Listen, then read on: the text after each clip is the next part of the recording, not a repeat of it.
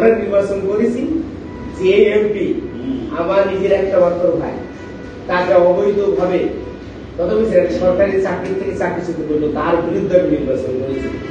আমি তো আওয়ামী লীগ সরকারের পক্ষে নির্বাচন করি নাই, আমি তো এক এমপির বিরুদ্ধে নির্বাচন করেছি স্বতন্ত্র প্রার্থী। আমার এই নৌকা পাহাড় দরকার নেই, আমার পরিবার কোনো রাজনীতি পরিবার না, ঠিক আছে? এখানে সব পরিচয় করবে, আর এটা তো ভুয়া পদ, এখানে আমার পদ কোনো প্রমাণ নেই, কোনো এভিডেন্স নেই। কেউ দেখাতে পারবেন না, ঠিক আছে? এইটা কেউ দেখাতে পারবে না যে আমার জীবনে কোনো রাজনৈতিক ক্যারিয়ার আছে কিনা। এই যুবলীগ যদি কেউ দেখার খোঁজেন, পাঞ্জাবি ভালো। তা আমি যুবলীগ না করে এত মন্ত্রী ভাই, আপনি তো কেমন একটা কথা বললেন, আপনি একজন পুলিশের সম্মানিত অফিসার, ফার্স্ট ক্লাস অফিসার, এই কথা বলতে পারেন?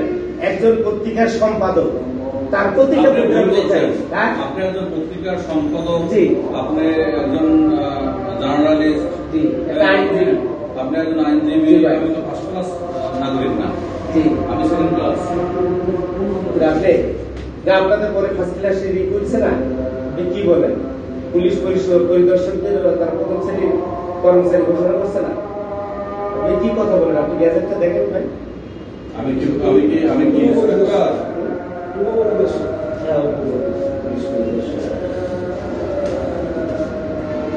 হ্যাঁ বলেন ভাই।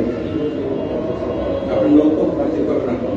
নৌকো প্রতীক আমরা রাজনীতির ক্যারিয়ারটা দেখেন, নৌকা প্রতীক কে পাবো সেইটা রাজনৈতিক ক্যারিয়ার থেকে বুঝতে পারবেন, ঠিক আছে? আপনি বাংলাদেশের লোক চাই যে হেলো আপনার ছবি,